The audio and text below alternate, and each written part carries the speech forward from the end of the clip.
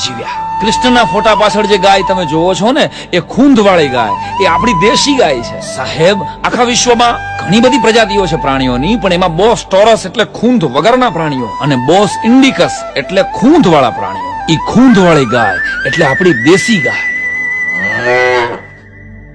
ગાયની આ ખૂંધમાં સૂર્યકેતુ નામની નાળી છે, જેની અંદર સૂર્યનું ગો નામનું કિરણ સમાવિષ્ટ છે, અને એના લીધે જ ગાયના દૂધમાં સુવર્ણ ક્ષાર છે.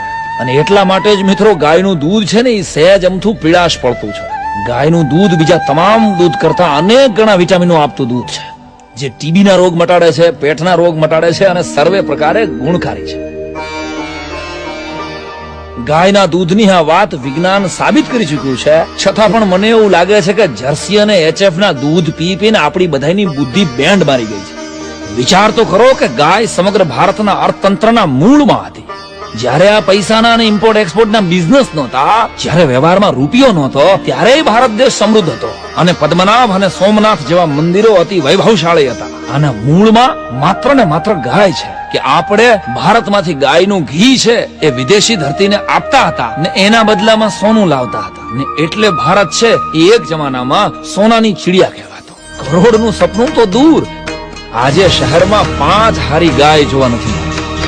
ઉકડા ઉલેચતી, પ્લાસ્ટિકની કોથળીઓ ખાતી, હેઠવાળા ઉલેચતી, લાચાર અને નોંધારી ગાય. ગવત્રીની આંખોમાં આંખું પરોવીને ક્યારેક જોજો તો ખરા બાપ. ગાવડિયુની આંખોમાં જે પ્રેમ અને જે કરુણા તમે બાળશો ને, એ બીજા કોઈ પ્રાણીઓની આંખોમાંથી તમે ગોતી આવી દો એટલે તમારું જોડું અને મારું માથું.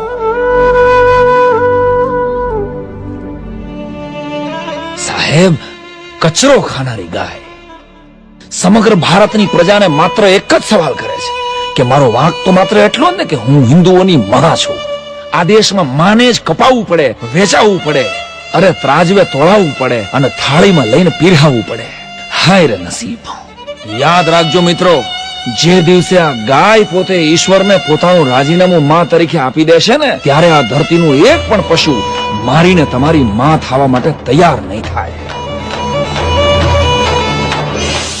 25-50 વર્ષ પછી આપણી આવનારી ભારતની પેઢીઓને આવી ગાયોના દૂધ વગરની ઓશિયાળી અને અનાથ જોવા ન માંગતા હોય ને, તો જાગો અને ભારતના આ દેશી ગૌવંશને બચાવો.